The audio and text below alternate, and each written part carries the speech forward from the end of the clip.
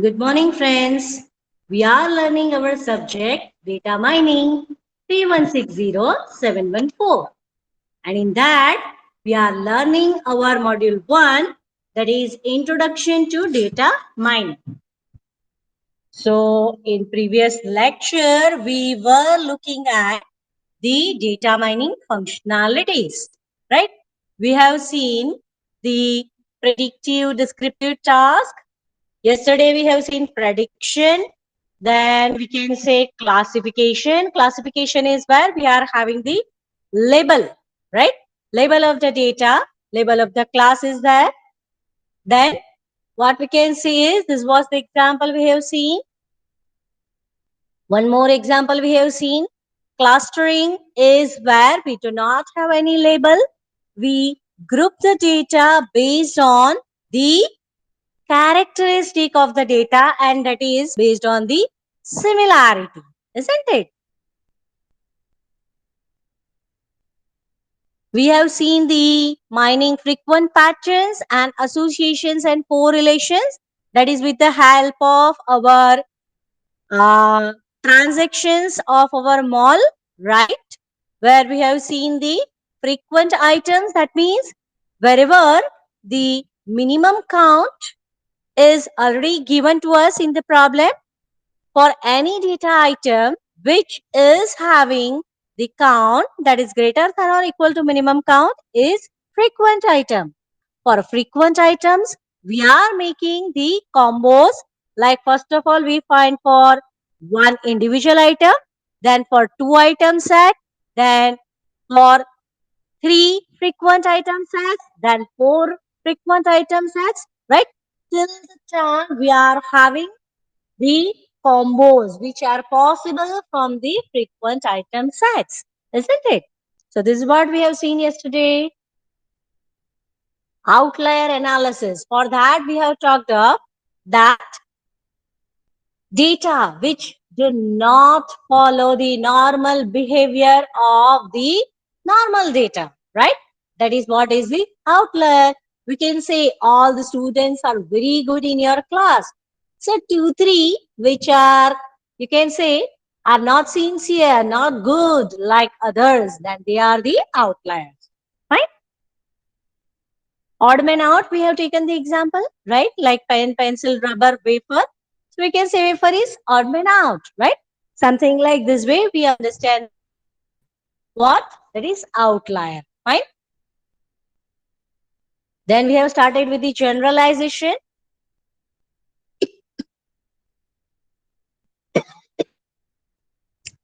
We have talked of the warehouse. Actually, what is warehouse? We want to consider data warehouse, but in short, what is warehouse? Warehouse is where dump of the things are there. We can say we are having the dump like shirts are there, you can say dresses are there, dresses of different types are there, different clothes are there, different designs are there, and that is, we used to say it as the warehouse. A dump is there, right?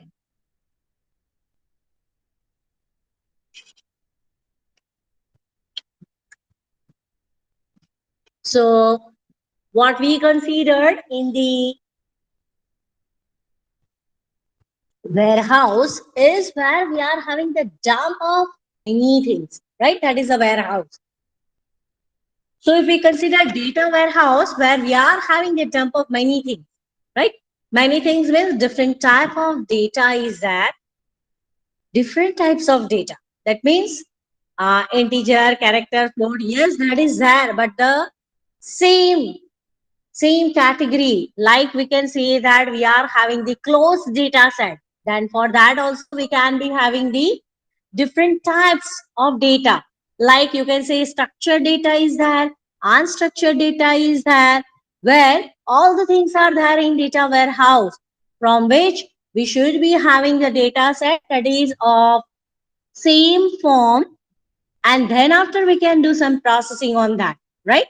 So to make it same format for all the data, we have to do some pre-processing, right? We were talking of the generalization. In that, we have considered the summarization. Summarization is where we used to say like average is there, mean is there, right? Summation is there. Those things we typically used to consider for data summarization, right? Data discrimination is by comparison of the target class with one or a set of comparative classes, right? And often called as the contrasting classes, right? We compare the things and we have the thing that is, we can say data discrimination. When we are saying that, we are taking the average or summation or any aggregate operations. That time we typically used to say it as the summarization. See, do not think it is only this. No, that we'll see in the detail. But this is our first and introduction chapter. There we are at least having the idea about what things we are going to learn. Fine. So generalization is done through the summarization and discrimination. Summarization is where we are using the aggregate functions, sum, average, mean, right? Max, those things we are using. And for discrimination, we are comparing them. Fine? Okay. As for example, we can say dry versus wet region. Simple example. Let's say that one more thing, that is association and correlation. A little bit we have already seen. Actually, we have seen with the example also, that was of the market basket analysis, right? Where we have considered the what we can say, the transactions of the people, and from there we have seen that minimum count is given. Above that, if purchase item is having the count, then it is considered as the frequent item, isn't it? If it is greater than or equal to minimum count, we used to say that item as the frequent, right? Then we try to find the relation. We try to find the relation, that is say bread and butter. Okay, both are frequent. Okay, so check it out whether the combo of them is frequent or not, right? If we are able to have the successful combo, let us say that we'll try with other frequent item, that is, let's say bread butter cheese, right? So we'll one by one add the items, and you can say frequent one item set, frequent two item set, frequent three item set, frequent four item set will make it, right? Frequent item set is only made by the combination of frequent items, okay, where the count is less than that of the minimum count which we are saying, then that is not at all frequent. So those items will not consider for further processing. Fine. So what we do, how to mine such patterns and rules efficiently in large data sets. That's what we'll be doing with the help of association and correlation analysis. Fine. And how to use such patterns for classification, clustering, and other applications. That's what we are going to learn. So classification, a little bit we have already talked of, isn't it? Where we can say we are having the labels, class labels. Remember, cat and dog, right? The class labels were there. Fine. We can have the labels like you can say cat is there, then jungly animal is there, right? Such things we can have as the class labels. You can say that people will buy computer, people will not buy computer, or you can say that people will play tennis, people will not play tennis. This type of classes are there, isn't it? Labels are given. Labels are given. Fine. So what we say is classification and label prediction. So already we are having the data wherein we divide the data. See, for classification, this is the tip. Any classification algorithm is that. Okay. For that, what we need to consider, whatever is the data given to us, that is our data set. We need to divide that in two parts. One is our training data, one is our testing data. With our training data, we train the model. With our testing data, we test the model. It is not the unknown data. Okay. It is from the same data set what we have already taken. From that, we are using the data to test our model. Now, what happens? That if the predicted output by the model and whatever is the actual output which is there in the data set, if they are different, we adjust, or you can say we modify the prediction, right? We modify the prediction and adjust whatever weights are there with us. Okay. So that is what is called as the supervised learning. Supervisor is that, isn't it? So that is what is the typical thing about classification. And after that, whatever is the unknown data given to us, for that we will do the prediction. Fine. So what are the typical methods for it? Let us see the names of that. They are the decision trees, Navy Bayesian classification, support vector machine, neural networks, rule-based classification, pattern-based classification, logistic regression. Okay. Classification predicts categorical labels. Categorical, what do we mean by that? What the category is that? Category means, let me say, we'll see that in detail, but let me say that category means like say first, second, third. These are the categories. If I say that assistant professor, associate professor,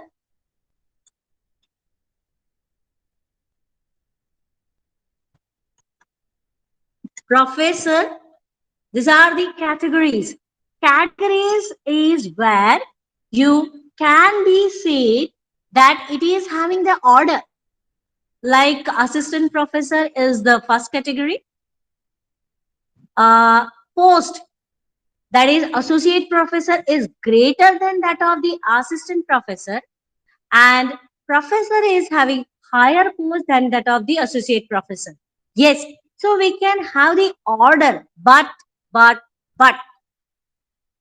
order is that, but we can say numerical operations cannot be done. That means I'll not be able to do it as assistant professor plus assistant professor. That is not possible, right? See, when number is there, like say 5 assistant professors are there in computer department, 5 assistant professors are there in say electrical department, then you can do the summation. But if the category is there, assistant professor only, then you cannot do the numeric operations, right? So the category. Categorical variable can be numeric also. You can have say first, second, third. This as the category. Yes, it is possible. It can be numeric, but not always, right? So we see that categorical variables, that means they can be ordered.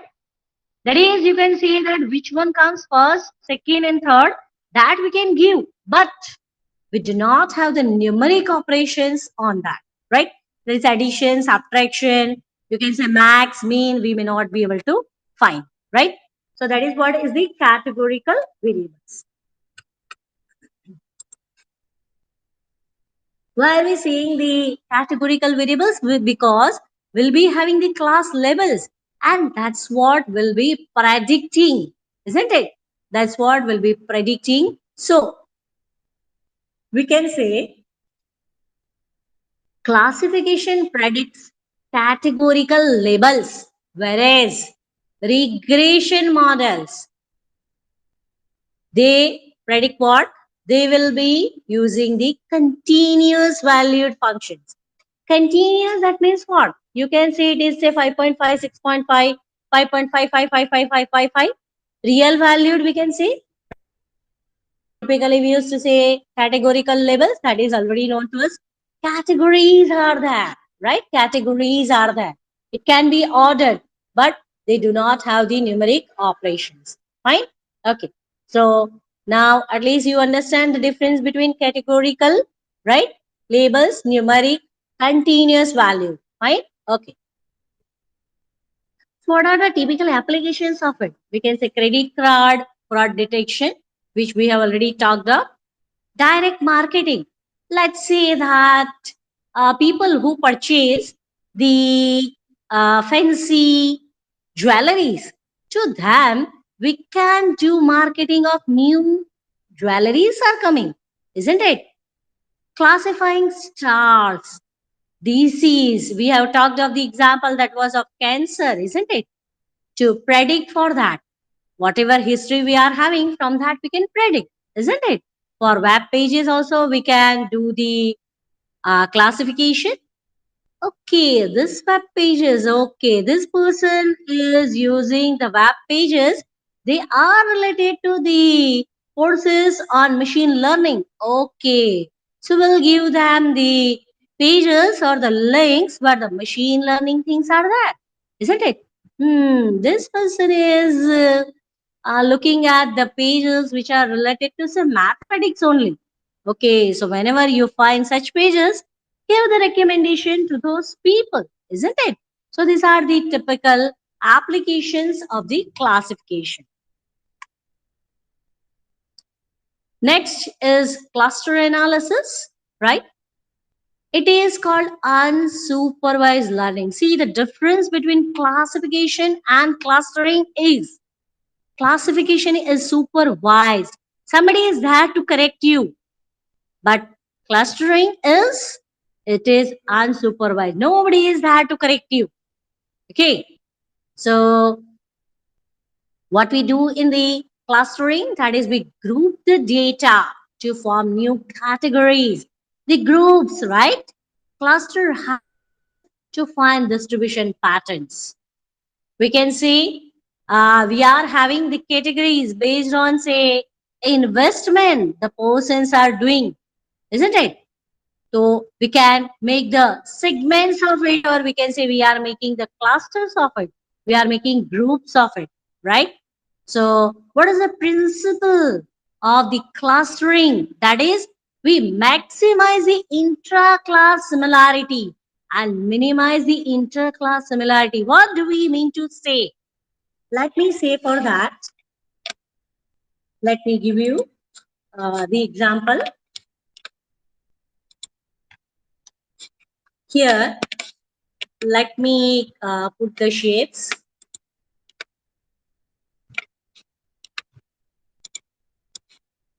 Let me say this is one cluster, and let me put the other cluster. Okay, these are the two clusters. Now here, let me give the different color, right? So we can have the difference. Here, we can say we are having the data. We have grouped the data, and in this particular circle, we are having yellow data. In this particular circle, we are having the yellow data. In this particular circle, we are having the gray data, right? We can be having the dots here as the data, right? So data items, we can say. I have shown with the filled circle only. You can understand that, right?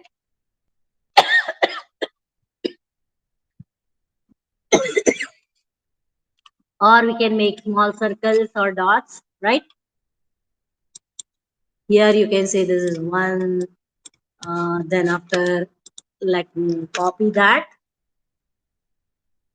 Let me put it as the color different. You can understand that very easily.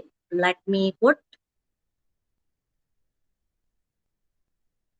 okay, these are the data, right? You can understand that clearly now, right? Data items, and I'm putting it here. Okay. Now see, all are of say same blue color. It can be say blue color, but with a little bit difference. Like you can say this one. Okay.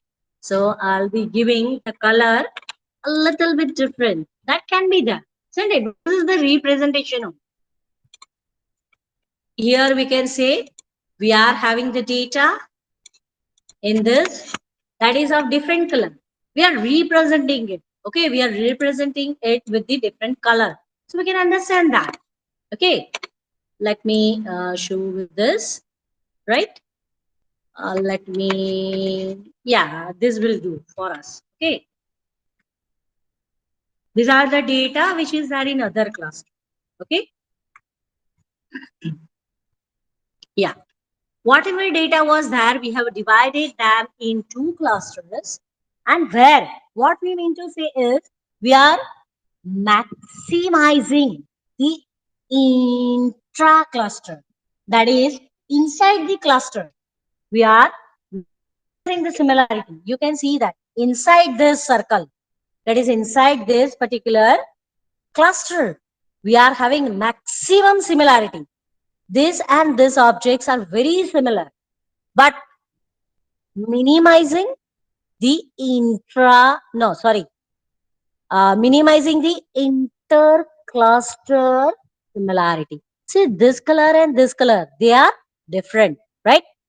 What we do is minimizing the similarity between two clusters. They are different, isn't it? So we have to minimize. But inside the cluster, that is intra-cluster, will be having the maximum similarity, right? This is what we want to say here, that maximizing the intra-class similarity and minimizing the inter-class similarity, right? So that's what is being presented here. And as I told you, typically we used to have, say, supervised learning is classification, unsupervised is where it is clustering, right? In supervised learning, what we used to do is, whatever data we are having, say 1 to 10 data we are having, we divide it in train and test data. We train the model with the train data. Then after we test the data with the testing data, and if the predicted output and the actual output is different, then we correct it, right? In unsupervised learning, we do not have such thing available because no supervisor is there with us, right? So it is unsupervised learning, and that is based on the what? Similarity only, characteristic only, fine. Next is outlier. Let us see a bit detail. Outlier, that is a data object that does not comply with the general behavior of the data. Noise or exception, one person's garbage could be another person's treasure, isn't it? It can be. Methods by project of clustering or regression analysis, useful in fraud detection, rare event analysis. When something is rare, at that time we are interested in that because it is outlier, right? It can be the fraud, it can be something wrong, right? So that we need to detect, and when we detect it, we need to give the notification for that. If it is normal, persons will accept, or otherwise those frauds can be stopped, right? Those frauds can be stopped. So let us see the classification of the data mining system. So they are, first one is classification according to the kinds of databases mined. Second is classification according to the kinds of knowledge mined. And third one is classification according to the kinds of techniques used. Data mining task primitives. Let's see them. A data mining query is defined in terms of data mining task primitives. What are they? These primitives allow the user to interactively communicate with the data mining system during discovery in order to direct the mining process or examine the findings from different angles or depth. So what do we say about that? The set of task relevant data to be mined, the kind of knowledge to be mined, the background knowledge to be used in discovery process, the interestingness measures and thresholds for pattern evaluation, the expected representation for visualizing the data, discovered patterns. So, what are the data mining task primitives? Let's see that. We are having the data, right? So, what we are talking of that task relevant data. See, we have already talked of that if we are having the student data, and over there we are having say your enrollment number, your name, then your result, then your attendance, your marks, right? All the things are there. Task relevant data. When I want to find less attendance students at that time, I need to have what? That is, we can say the attendance only. Do I need to have their marks at that time? No, I do not want to have, right? So task relevant data, right? Database or data warehouse name. From where you want to get the data. So what is the storage of that data? So we can say database or data warehouse name is required. Database tables or data warehouse cubes. See, here it is not compulsory to have only database. It can be having the data warehouse. That is, we can say, is the dump of many types of data, right? Conditions for data selection. What is required to get the data, right? Conditions are there. Then after we can say relevant attributes for dimensions. Relevant. See, whatever are not used for that particular task, those attribute will remove from database. No, not from the database. Will remove it from further processing. Okay. Data grouping criteria. All these things are there for the database, isn't it?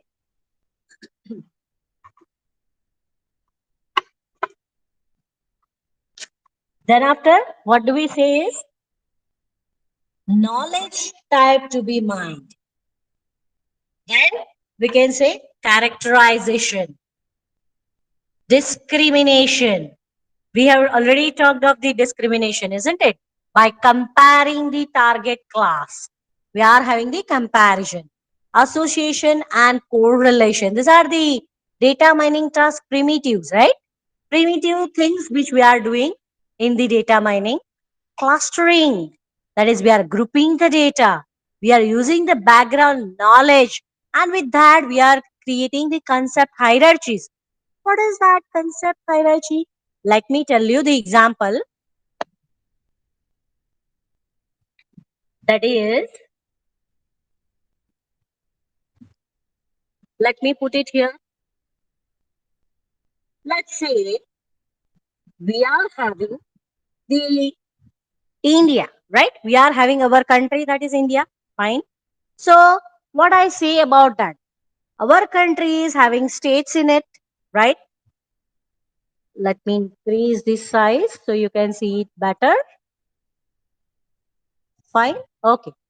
Our country, any country is having the states, isn't it? States. They are having what? They are having cities. Cities. Cities are having areas. Areas are having the streets, right? Yes. So this is what? This is what we understand is the concept hierarchy. The concepts. Higher concept is states for us, for our India. Then after cities are there, then after areas are there, then after streets are there, right? So hierarchy of the concepts. Okay, there, what are the rules to make this concept hierarchy? That we'll see in that particular chapter. So at least you can understand what things we are going to learn, isn't it? Then user beliefs about relationships in the data. See, many times it happens that business people, see, we are going to develop the system for business people typically, right? They themselves are having the knowledge, their beliefs about the data, and that also is being used for data mining task primitives. Okay. See, if the diamond people are there, they already know that some relation is there between a particular design and its cost, isn't it? That we do not know. We need to use their beliefs, and then after we have to work on that particular application. Fine.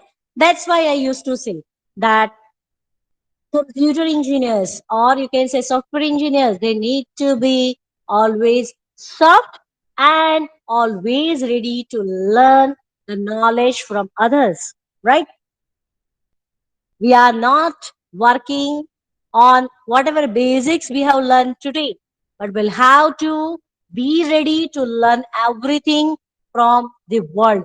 Whichever type of application is given to us, that we need to study, whatever are the basics. See, we know computer engineering basics. How to develop that, that is known to us. But for a particular business, whatever things are there, that we need to learn from those people only, isn't it? So please take care of that. Pattern interestingness measures simplicity, certainty, utility, novelty, visualization of the discovered patterns. See, without visualization, it will be very difficult to understand that pattern, isn't it? Visualization means we'll be using the graphs or charts or any other thing, or we'll be making the image out of it, we'll be making video out of it, so that we can understand the relations for those data, isn't it? Rules, tables, reports, charts, graphs, decision trees, and cubes, right? Drill down and roll up. Drill down, drill down. See, what we say is drilling down. That means we are going in the depth of that particular concept. And roll up means we are coming out of it. Let me tell you this in the case of this concept hierarchy. Okay, this we have made.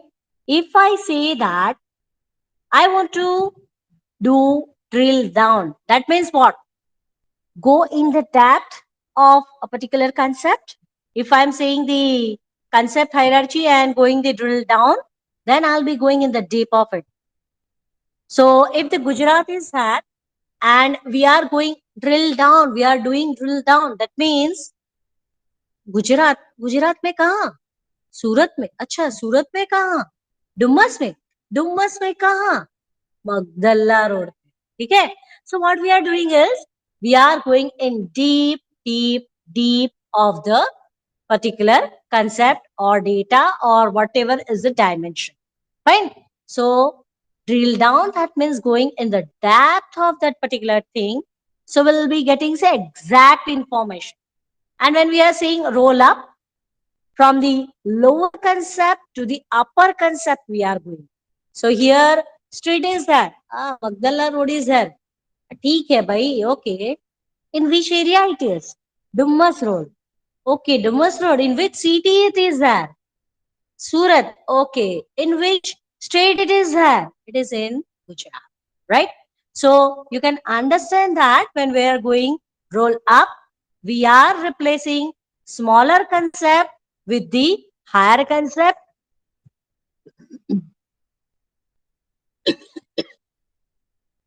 That is, we can say,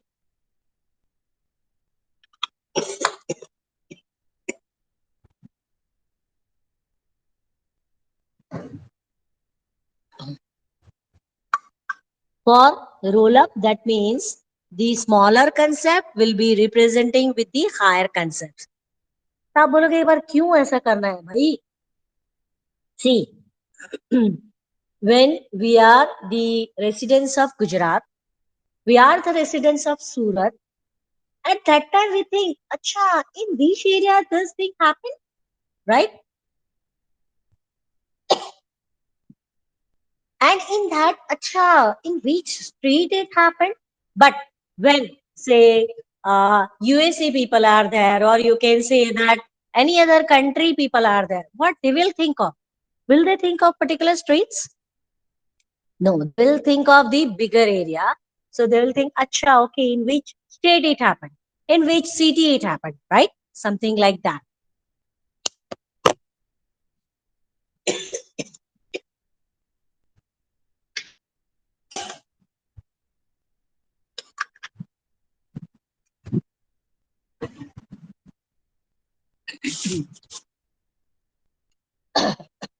Okay.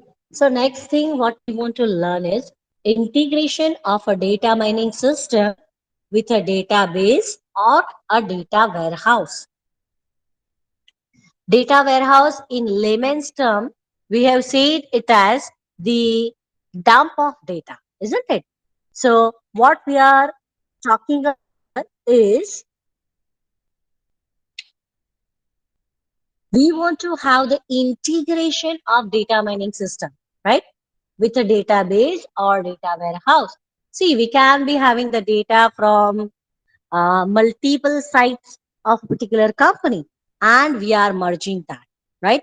We can say that we are having the database or data of, say, different purchasing sites, and then we want to do the what data mining, right? Then we want to do the data mining. So what actually we have to do first is we have to integrate the data, right? So for that, what is required? Let's see. First of all, we can say there can be no coupling. That means no coupling means a data mining system will not utilize any function of database or data warehouse system. See, let us say that one company has used MySQL, other has used the Oracle, right? Now, when we integrate that, should we use the functions of MySQL or should we use the function of Oracle? We want to say that we will not be using any of that, right? Will not be using the function of Oracle, or we can say the MySQL. We may be making a system which is there in other database. Fine. Or you can say it is that in the data warehouse system. Fine.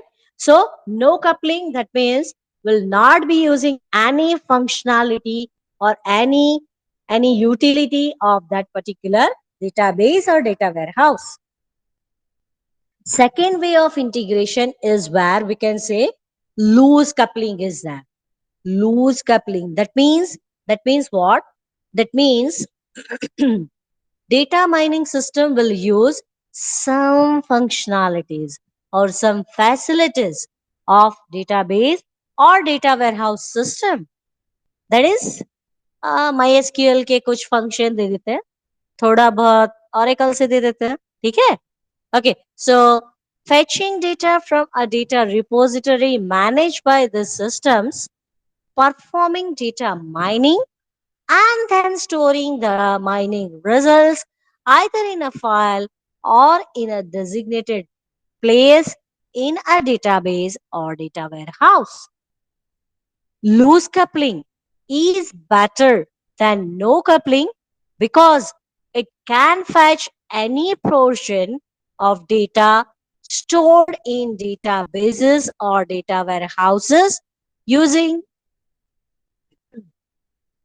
query processing, indexing, and other system facilities. See, No coupling, that means nothing is there. It is better to have loose coupling, right? Third type of integration is semi-tight coupling. That is, we can say, besides linking a data mining system to a data or data warehouse system, efficient implementations of a few essential data mining primitives can be provided in the database or data warehouse system. Okay. Only few essential mining primitives are there. And that is, we can say, semi-tight coupling.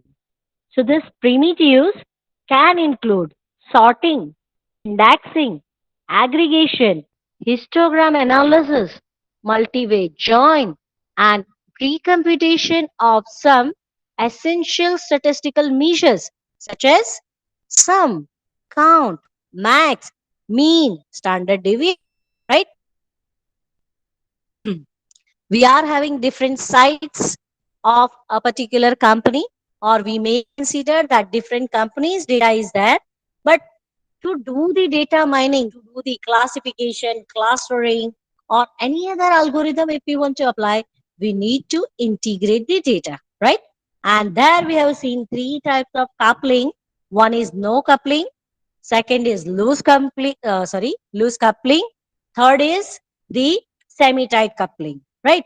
The fourth one now we want to study is tight coupling. Tight coupling means that data mining system is smoothly integrated into database and data warehouse system. The data mining subsystem is treated as one functional component of information system. The data mining queries and functions are optimized based on mining query analysis. Sorry, data structures, indexing schemes, and query processing methods of a database or data warehouse system, right? So, four types of coupling we have seen. That is for integration.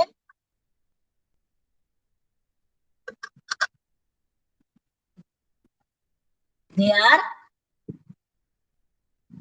no coupling, loose coupling, semi-tight coupling, and tight coupling, right? That is for integration of data mining systems to database or data warehouse. So, what are the issues in data mining?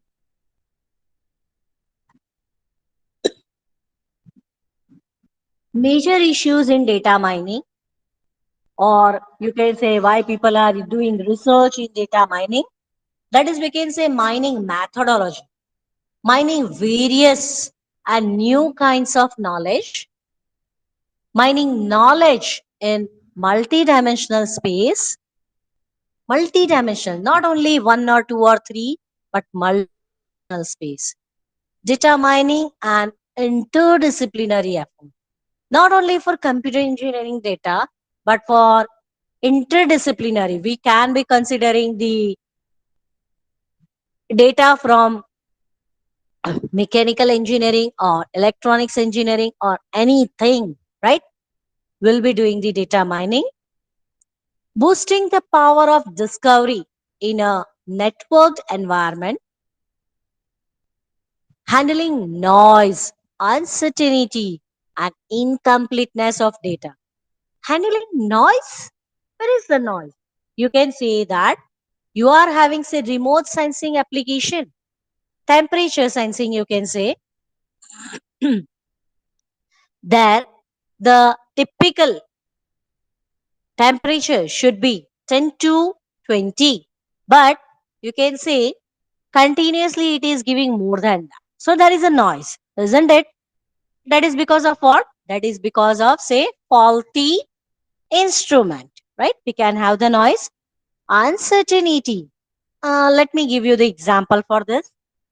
Say a few years back, when we were taking the data of students, we were only considering their landline phone number. But these days, we consider their email address, their phone number, that is mobile number, as well as their parents' mobile number. But before few years, this was not there. So if I consider today's system, in that email address and mobile number must be there in the data set. So if I integrate the data, that is from the older days data and say 2 3 years back data, then I can say that in older days data, I'll be having the field missing, that is email address and mobile phone number, right? So uncertainty whether data is there or not, right? Data may not be there. Incompleteness, it is because of uncertainty or any other thing. Let's say that you haven't put the field compulsory. You are typically giving the option that whether you want to provide your mobile number or not, right? So I do not feel it. I do not think it is required that I should feel it. Okay. So data can be incomplete. It is not available, right? Or meaningful means street number is there, then street name is there, area is there, then city is there, everything should be there. But people haven't filled all the things, right? So we can say it is incomplete data. So that on that also people are doing too much work. That is the major issues in data mining. Or you can say that what are the research issues in data mining. So that's what we are talking of here, right? Pattern evaluation and pattern or constraint guided mining. Some constraints are there, and then after we are doing the mining. User interaction, interactive mining based on the user interaction, that is how much user should interact, what sort of data or what sort of constraints it should give. For that we can say we are having interactive mining. Incorporation of background knowledge. Background knowledge, see, background knowledge, that means if I am talking of say uh, bats, bat, cricket, right? So for that we can say that what sort of material should be there, or what sort of bats are good, or in which particular pitch which sort of bats will be used. So these are the background knowledge of bat related to cricket, right? So that will be used, and that will be provided through the user interaction. Presentation and visualization of data mining results, how well you will be able to visualize the results, as well as how well you can present that, right? Efficiency and scalability of data mining algorithms. See, if I am having small data, I apply the data mining algorithm. The same algorithm, if I am having few GBs of data, few TBs of data, then how much it is scalable, right? So efficiency and scalability of the data mining algorithms. Parallel, distributed, stream, and incremental mining methods. These are the issues, or you can say these are the things which people are doing the research with data mining. Okay. Diversity of data types, handling complex types of data, many different types of data. See, typically we can see that many data mining algorithms work on only numeric and integer data. So, what if we do not have the integer data? Or we can say we are having continuous data. So, what should we do? We have to make it discrete, and then after we can use the algorithm on it, right? So, what this is one way I have said. Here we are saying that diversity of data types are there. So, we need to deal with that. So, handling complex types of data, mining dynamic, network, and global data repositories, data mining and society. social impacts of data mining. It is too much. We can provide the recommended systems based on data mining. Privacy preserving data mining. In privacy preserving, that is in security also, people are using the data mining. Invisible data mining. So that's all for today.